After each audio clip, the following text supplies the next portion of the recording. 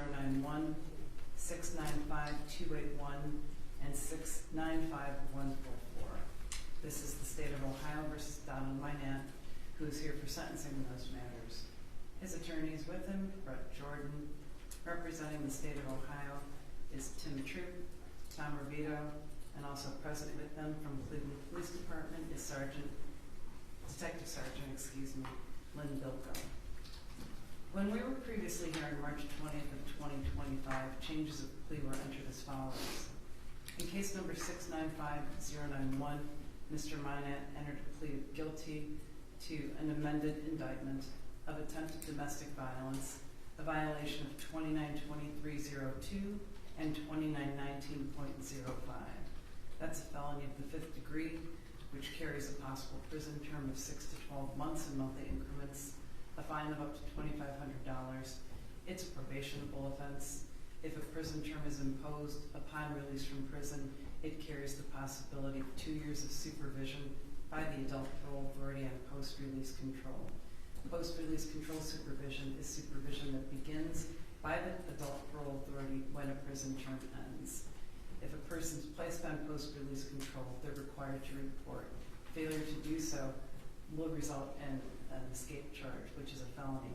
Non-compliance may result in sanctions being imposed, including being returned to prison in incremental periods of time for up to half of the original prison term. The named victim in that case, your sister, is Tamara Moradley. My understanding is that she could not be here today. The State of Ohio did provide a letter which will be addressed at the appropriate time in this proceeding. Also back on March 20th of 25, you entered a change of plea in case number 695-281. You changed your originally entered not guilty plea to a plea of guilty to failure to comply, a felony of the 3rd degree, a violation of 2921.331B. That carries a Class 2 driver's license suspension of 3 years to life. It carries a possible prison term of 9, 12, 18, 24, 30, or 36 months. It carries the distinction that if a prison term is imposed in that case, by law, it must run consecutive to any other terms being served. On that date, March 20th of 2025, you entered a change of plea in case number 695-144. You entered a change of plea to count 2, a felony of the 3rd degree, a failure to stop after an accident, a violation of 4549.02A1A, which also carries a Class 5 license suspension of 6 months to 5 years. In each of these cases, you face possible post-release control supervision if a prison term is imposed for a period of up to 2 years. I'll note that in 695-091, that is, for the record, a re-indictment, case number 686-216. I will note that you were under a number of warrants for a number of your offenses, including 2 for which you are being sentenced, that being the failure to comply and the failure to stop after an accident. I'll address that further in a bit. Today we're going to hear from the State of Ohio. I'm going to ask you initially if you've complied with obligations imposed upon you pursuant to Mercy's law. We have, Your Honor, yes. Thank you. And what that means is that anyone who's a named victim has a right to be present and heard. Mr. Mynatt, after we hear from the State of Ohio, they will present, if there's any representative of the victim who wishes to address the court, that victim representative, as they are entitled by law to do. I'll also read into the record the letter that I received regarding the domestic violence case, attempted domestic violence, excuse me. I'll hear from Mr. Revito as well. I'll hear from Mr. Jordan. If you wish to say anything, I'll be happy to hear what you have to say. At previous proceedings, I informed counsel that if they wished to have any documents submitted to the court for consideration for today's proceeding, to please get them in advance of today's proceeding to my bailiff, Mr. Dever. I have received the document that I previously mentioned regarding the attempted domestic violence. I've received other documents. At this time, I'm going to turn it over to the State of Ohio. Thank you very much. Mr. Revito. Thank you, Your Honor. So I will be addressing the first 2 matters before this court. Thank you. I'm going to go by case number. Turning to the matter, CR 24-695-091, the attempted domestic violence incident.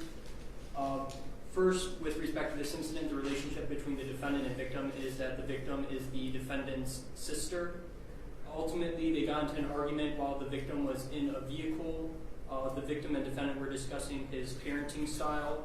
Ultimately, the defendant reached into the vehicle and struck the victim on the right side of her face multiple times. This did cause some bruising to her right eye. She was treated by EMS on scene. Ultimately, she said the defendant also made threats against her. Over the course of the proceedings, I did reach out to her. Initially, she wanted to appear via Zoom for this hearing.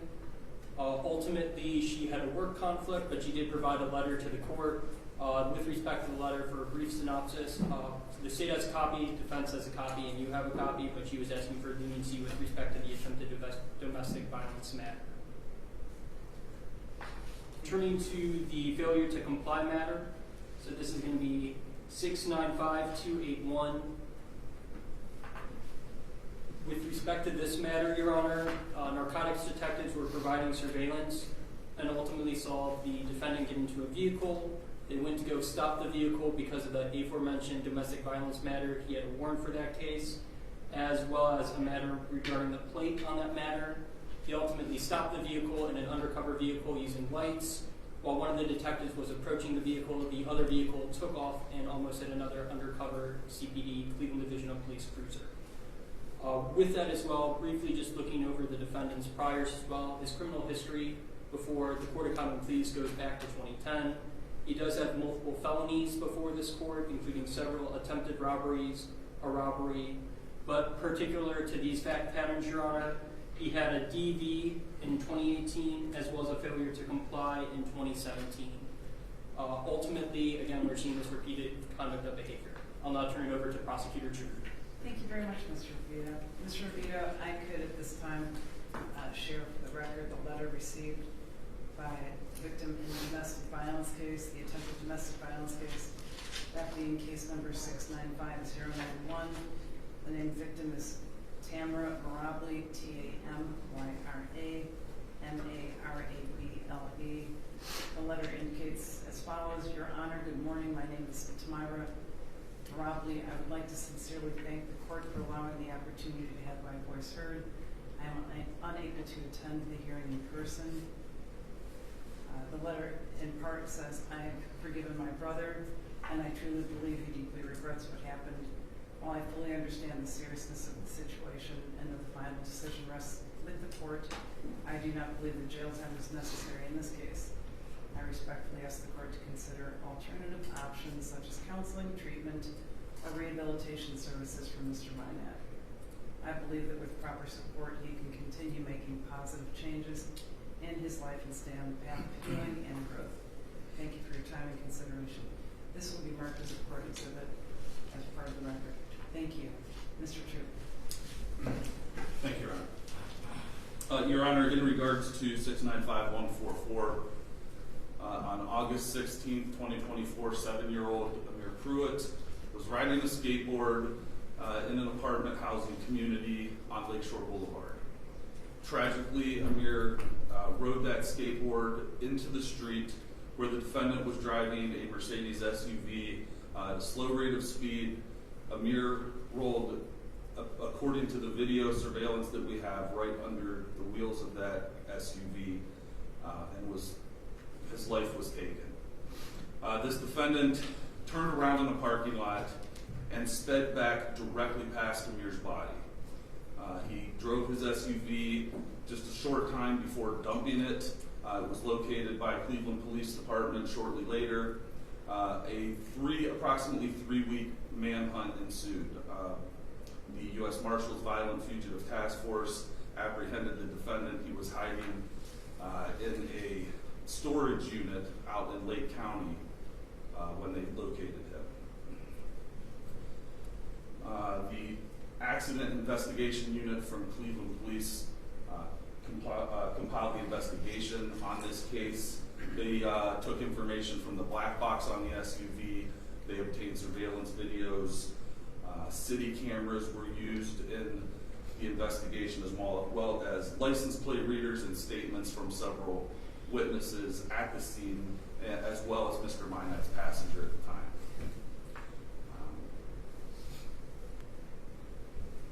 Amir's mother, Rayshonda Macklin, is present in the courtroom and would like to address the court. Thank you, Mr. Chair. Good morning. I'm John Sonnenberg. I'm so sorry to meet you under these circumstances, Ms. Macklin.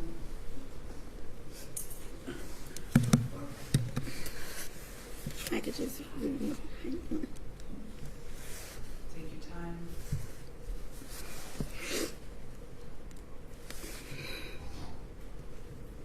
This is Rayshonda Macklin.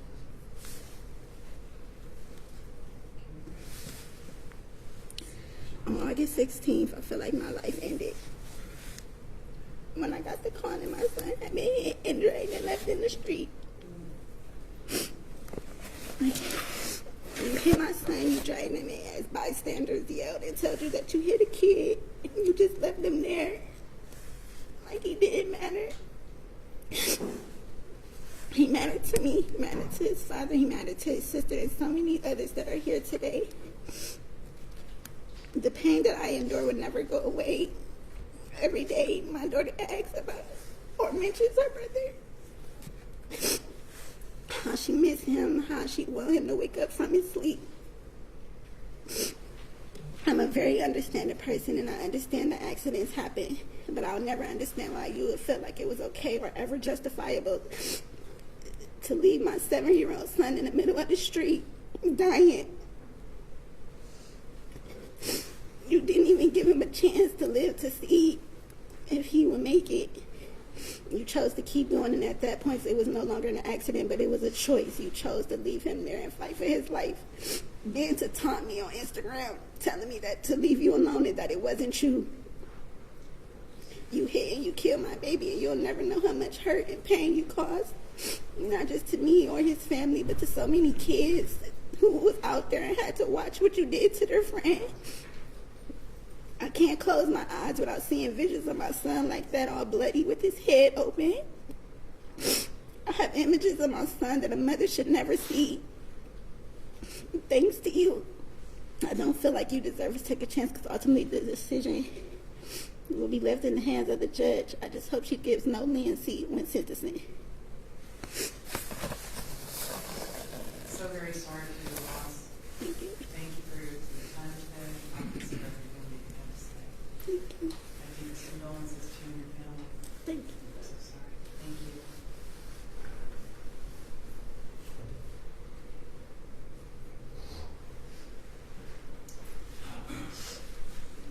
Your Honor, the purposes and principles of sentencing are to protect the community and to punish the offender. Mr. Revito highlighted the defendant's criminal history. It goes back on felony cases to 2010 when he was bound over from juvenile court on a robbery case. Multiple felony convictions, multiple violent felony convictions. Mr. Mynatt has been either under indictment on serious felony cases or incarcerated for approximately 15 years. There is no defendant that the community needs protected by this court more than Donald Mynatt. Further, this offense, the failure to remain at the scene of an accident, while we recognize that Mr. Mynatt is being sentenced for his actions after Amir Prewitt lost his life, we believe this is the most serious version of this offense. A child's life was taken. Mr. Mynatt went on the run. This case was well publicized. He knew that a child's life had been taken, and yet he fled.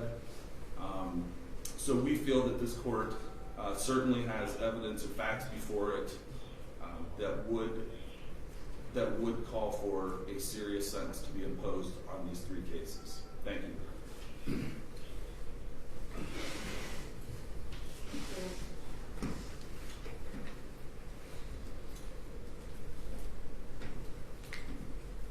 One more thing to add, if I may, Judge. Sure.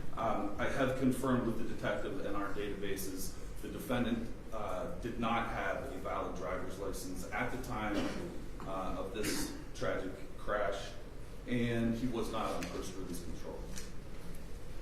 Thank you. Is there any information on release date from the last day Mr. Mynatt had in the Department of Rehabilitation and Corrections? We've tried to search the databases, Your Honor, and we're not coming back with any information. Certainly I could provide it to the court at some point when I get access to that, but we don't have it right now.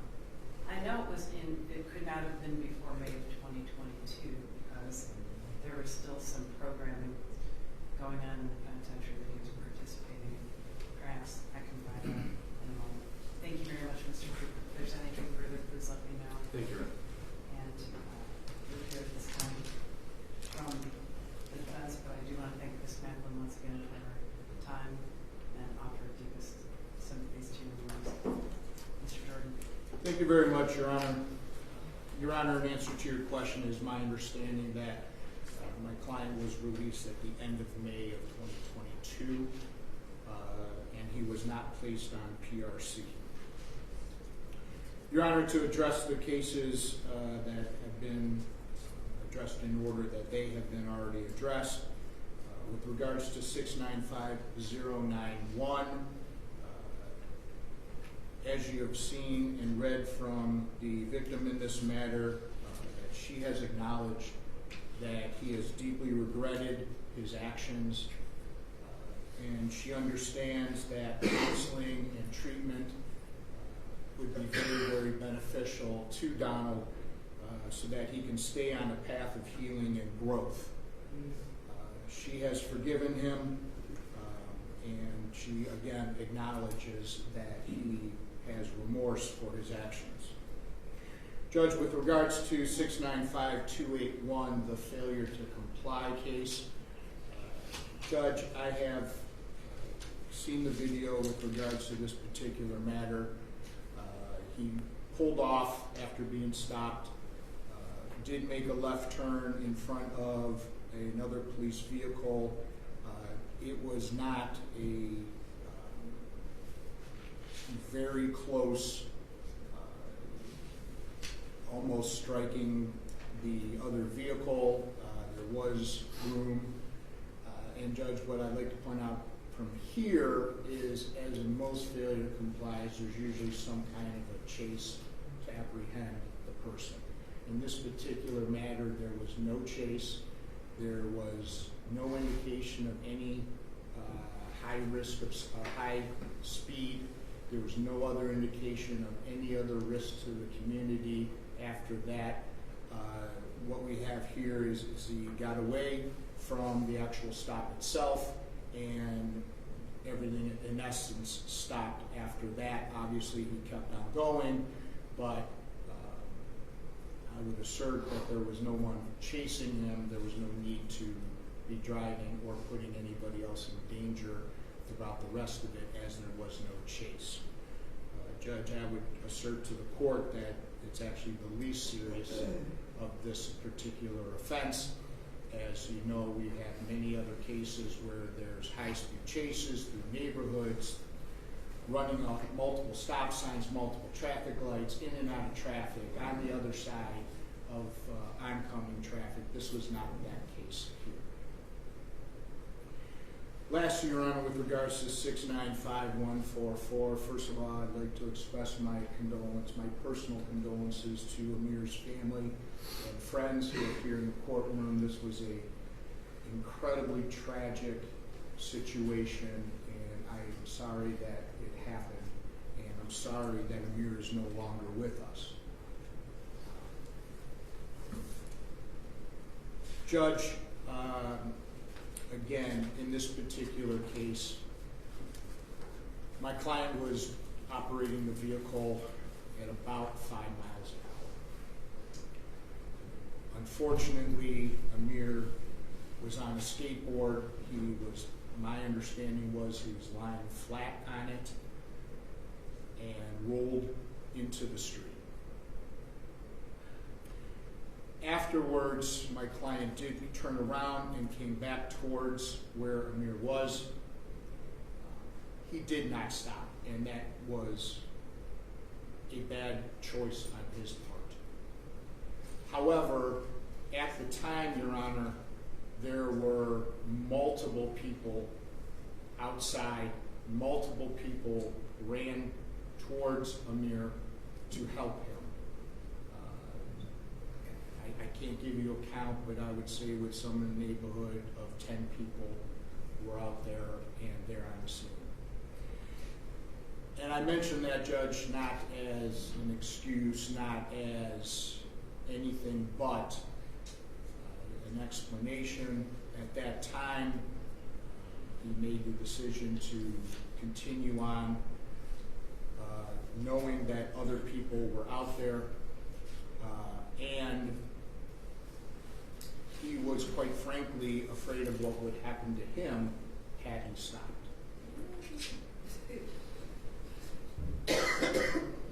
Judge, with regards to his actions afterwards, I will let the court know that he did contact my office. I was, I believe at the time, out of town and or going out of town the next day. We were trying to make arrangements to voluntarily turn him in. However, prior to that happening, he was found and arrested at that time. So I will let the court know he had all intentions in turning himself in. And I can say that because, again, he did call my office and we were trying to make those arrangements. We did not get it done. I'm going to ask for there not to be any conversation, folks. I know this is a tough time, but if you would kindly just let us proceed here, we greatly appreciate it. Thank you. Go ahead. And again, it's just, again, and my client will speak here today. He is very remorseful for everything that has happened. Judge, he has done 7 months in the county jail.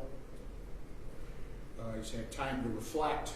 He's had time to think about self-improvement. Your Honor, understanding that all of these offenses are probationable offenses. His last case were in 2019, some 5-6 years ago. He did serve a 30-month sentence then.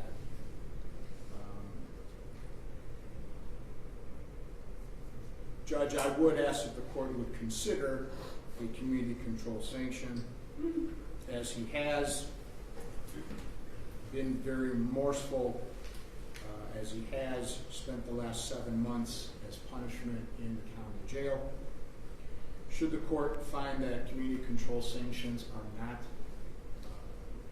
appropriate in this particular case, I would ask the court to impose a 9-month sentence on 695-281, which is the failure to comply.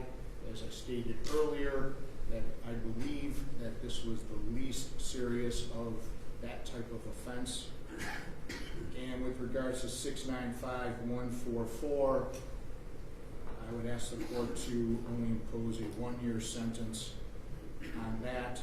The crime itself, as the court is well aware, is that he did not stop after the accident.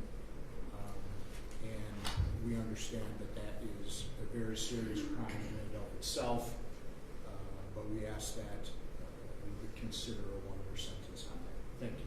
You're welcome. Thank you. Mr. Mynatt. I really don't want to say too much. I just want to apologize to the family. I ain't mean for it to happen though. So I'm going to ask you to direct your comments to the court. Mr. Mynatt, if you have something to say, please say it to the court. Okay, I just want to apologize to her because I didn't mean for that to happen. I didn't know what happened. When I turned around, when it actually happened, I didn't know what happened. When I turned around, the passenger of my car, he told me, I think you just hit a little kid. So when he said that, as I'm turning around, I'm looking and seeing what's going on. And when I see a lot of people right there, I didn't know what to do. I was scared, so I just drove away. That's the crime. Yeah, and I know that, and I don't even want the court to even be lenient on me because I did something wrong and something happened to her family. I ain't mean for nothing to happen to her son. I didn't know that. I didn't know what was going on. When it happened, I didn't see the little boy. I seen the kids ride past my car. They went past my car. I slowed down for the kids to come. And they was on bikes and running past the car. I didn't see him. And I started driving and I hit him. I didn't know. So when I turned around, the passenger told me, like, man, I think you just hit a little kid. So I drove away. And when I drove away, I went and took the passenger where he wanted to go. I called Brett's office. I called Brett's office, but he wasn't available. And I talked to him Monday, and he told me he was on his way out of town, and he would handle it, and we would be turning ourselves in. So I was just waiting on that, because I knew I did something wrong, and I didn't know what to do after that. Like, I just didn't know what I was supposed to do. Like, after I already ran over a little kid, like, I didn't know what to do. Like, I got kids of my own, so I didn't know what was going on. Like, I didn't know what to do. Like, it done been times I done been in here, and I done had dreams about me doing that. Like, so it's like I don't know what's going on with myself. Like, I don't even know how I'm gonna be able to like continue with life, knowing that I did something like that. Like, I had to tell my children that I did something like this. Like I disappointed everybody that I know by doing this though. So it's like I'm not asking the court to do anything special for me. Like, I just wanted the court to let me apologize for what I did, because I really didn't mean to do that. Like, it was an accident. Like, but I understand. I didn't even know that it was against the law to keep going. I didn't. Like, I really didn't know that. But now I do, but I didn't know what to do. What about humanity? Like, I felt like What about the laws of humanity? I feel like You're a father of, last I knew, is 2019, 5 kids. Mm-hmm. And what you just said to this court, I hit a little kid, so I drove away. I was scared. I ain't gonna lie, Your Honor. I thought people was gonna do something to me if I was, because I know if somebody would hit my little kid, I would have tried to do something to them right then and there. I wouldn't have been like, oh yeah, let's call the police. I would have tried to do something to them. So that's what I thought was going on, Your Honor. I'm not gonna lie. Like, I felt like if I would have stayed right there, I wouldn't be right here in front of the court right now. Maybe seated unless you have anything else to say. No. Nothing further, Your Honor. Thank you kindly.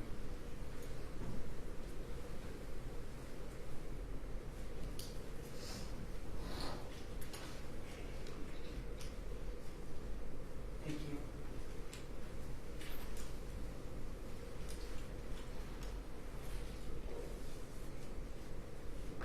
In any felony sentencing, there are purposes and principles that are statutorily directed, which is to punish, to protect the public from future crime by the offender, and to promote effective rehabilitation that can be done reasonably.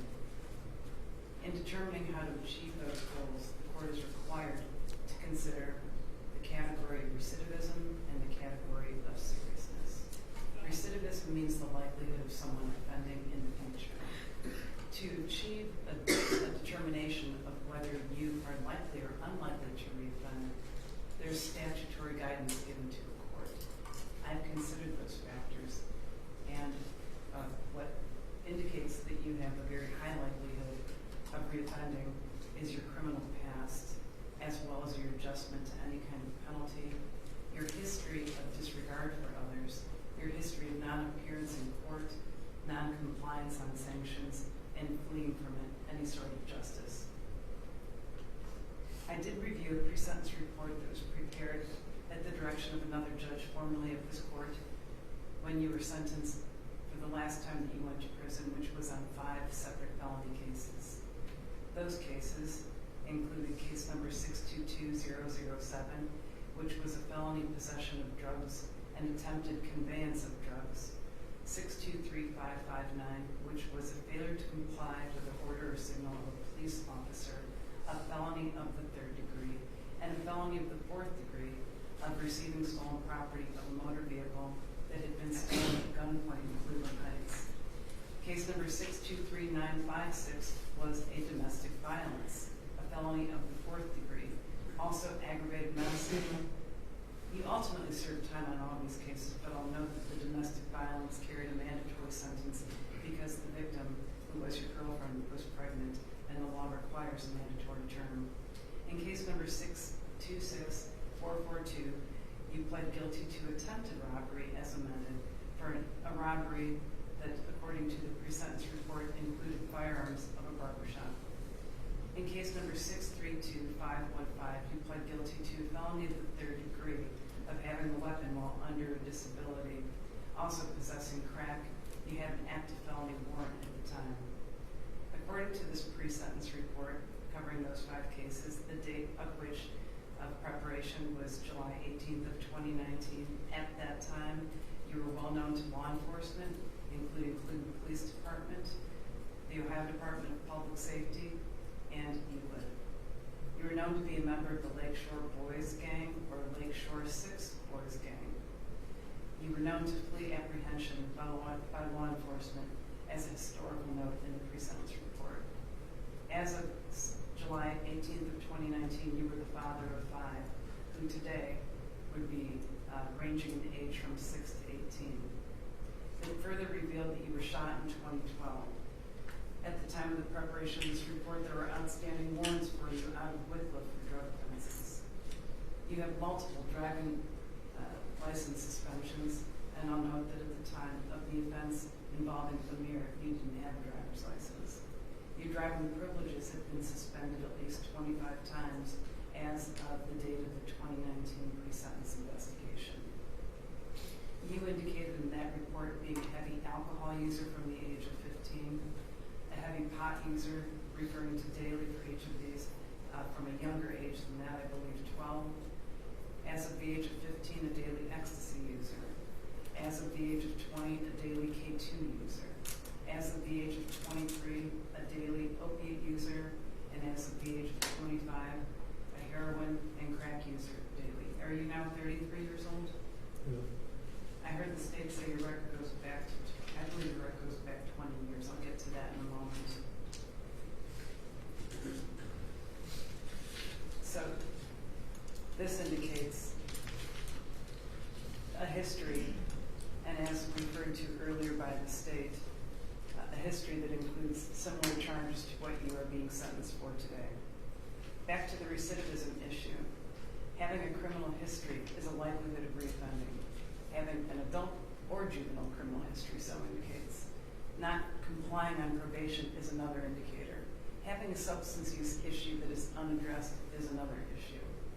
Expressing remorse is to be considered when it comes to recidivism. I heard you say you didn't know what you were doing. You knew you left. That's the crime here. And you made it very clear. You left because of fear of repercussions and consequences by law enforcement or a court system. I did consider your criminal history, and it is extensive. I'm going to place it on the record because it is a factor I must consider in determining whether you were likely or unlikely to reoffend. At the age of 13, 2004, you were found delinquent of grand theft of a motor vehicle. Attempted grand theft of a motor vehicle. You were placed on community control. That was December of 2004. May of 2007, you were adjudicated delinquent of attempted receiving stolen property. August of 2007, you were placed on probation in juvenile court for attempted possession of criminal tools and criminal damaging, violated that supervision twice. You were found delinquent of aggravated rioting in 2007, December 2007. March of 2008 in juvenile court, there was a matter that was bound over that was felonious assault and robbery. In juvenile court in 2008, you were adjudicated delinquent of drug possession. In 2009, in juvenile court, you were adjudicated delinquent of robbery. There was a suspended Ohio Department of Youth Services commitment. You were placed on probation. You violated at least one time. You appeared in court over the period of about a year and a half on that matter. You were adjudicated delinquent of theft in 2009 in juvenile court. That was September. October of 2009, charged in the juvenile court of kidnapping and robbery, was transferred to the General Division of the Cuyahoga County Common Police Court. In 2009 in Common Police Court, you pled guilty to robbery. You were placed on community control sanctions. You violated twice. In 2010 in Stowe Municipal Court, you were convicted of obstructing official business. There were warrants issued for you twice. In 2011 in Cuyahoga County, you were convicted of attempted robbery. A warrant was issued about a month after your change of plea. You were ultimately apprehended and sentenced to the Cuyahoga County Jail for a period of 6 months. August 2011, Stowe Municipal Court, drug possession and obstructing official business. You were convicted. There were warrants issued for non-appearance. Those warrants were recalled in 2014. In November of 2012, you pled guilty to attempted robbery. You received 17 months at Lorraine Correctional. In 2017, Euclid Municipal Court, you were convicted of drug abuse. In October 2017, a case out of Euclid in Cuyahoga County Common Police Court, you pled guilty to drug possession and received a 10-month sentence at Lorraine Correctional. In 2017, that would be November, a case out of Lyndhurst. You pled guilty to failure to comply with the order or signal of a police officer, a crime you're here for today, and received a 15-month period of incarceration at Lorraine Correctional. December 20th, 2017, you pled guilty to domestic violence, a crime that you are being sentenced for today with the intent statute, received a mandatory period of incarceration of 6 months. In February of 2018, you pled guilty to attempted robbery and received a 15-month term at Lorraine Correctional. In November of 2018, you pled guilty to a weapon under disability and received a 9-month term of incarceration at Lorraine Correctional. Anyone who goes to prison generates an institutional summary report. I reviewed yours. There's over 40 write-ups. Many of them are just for refusing to do what you're expected to do, ordered to do, signed up to do, as well as bringing contraband in, organizing for contraband to get brought in, that being drugs, through balloons and other means. When there were shakedowns of your cell, there was contraband found. I would consider this adjustment to be negative, meaning not good. Today we're here to address those purposes of felony sentencing that I mentioned before, punishing, protecting the public from future crime by youth, and promoting effective rehabilitation. I have reviewed the same seriousness factors that I heard referred to by both the state of Ohio and your attorney. And after considering those factors that indicate your conduct is more serious and listening to everyone who I heard today and considering 2921.12b, I find that your argument is not persuasive, Mr. Jordan, and that in fact this crime is extremely serious. When it comes to considering factors that would indicate whether you're more or less likely to reoffend, as I just explained by the record, the clear pattern that has been established over 20 years, and your desire to put you first, you are dangerous in our community. You are dangerous. It just is inhumane, especially as a father of 5 kids as of 2019, that you hit a little kid who's out being a little kid playing, and you leave because you're concerned about the consequences that you have, because once again, you're offending our community with an outstanding warrant. So you do what you always do. You took off. And then you continue to do that as law enforcement looked for you and found you cowering in a storage unit.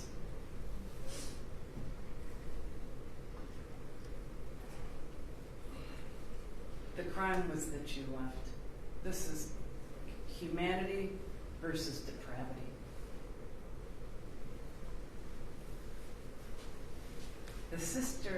Your sister who wrote the letter believes that with proper support you can continue making positive changes in life and stay on the path of healing and growth. I haven't seen those changes, and I haven't seen anything to indicate that path. Those are the findings with respect to recidivism, with respect to seriousness. If you wanted to turn yourself in, you know how you can do it? Go to a police station.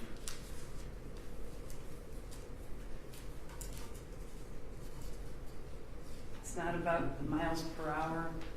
By the way, driving once again without a license, no respect for even taking to the roadways. For years. This is not about what Amir was doing. This is about that you left, which is what you do, your fear of consequences.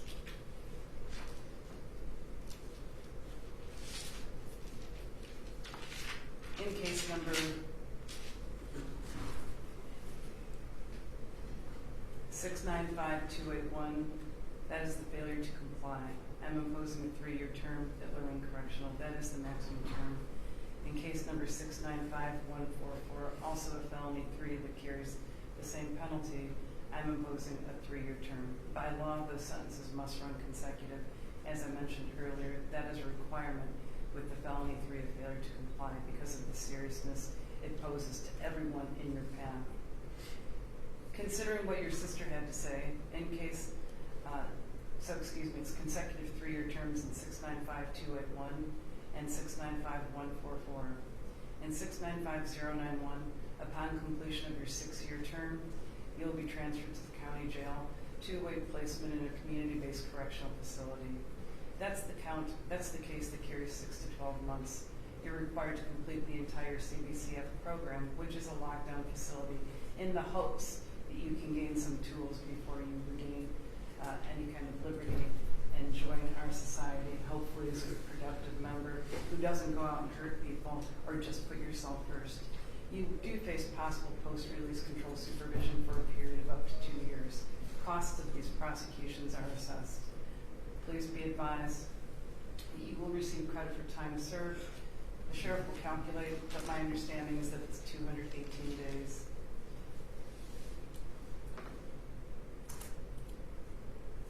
Your license is suspended in case number 695281 for life, and 695144 it is suspended for 5 years. Is there anything further on behalf of the state of Ohio? May I see Council Sidebar? Thank you.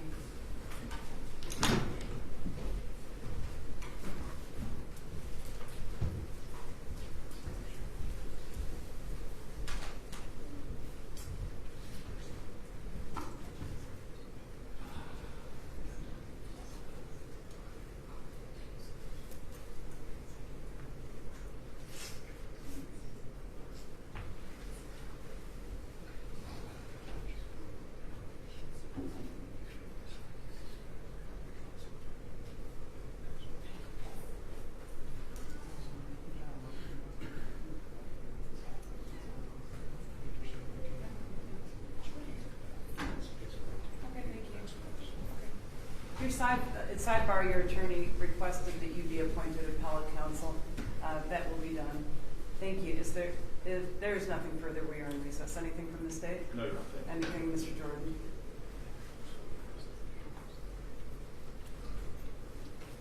Your attorney also requested that you be found indigent and the cost be suspended. I'll permit you to perform community work service in the penitentiary to satisfy costs. There being nothing further, again, with deepest condolences to those of you heard here, and with great appreciation for your patience. It's a sad day indeed. I'm so sorry for your loss. God bless you. We are in recess. Thank you. You're remanded.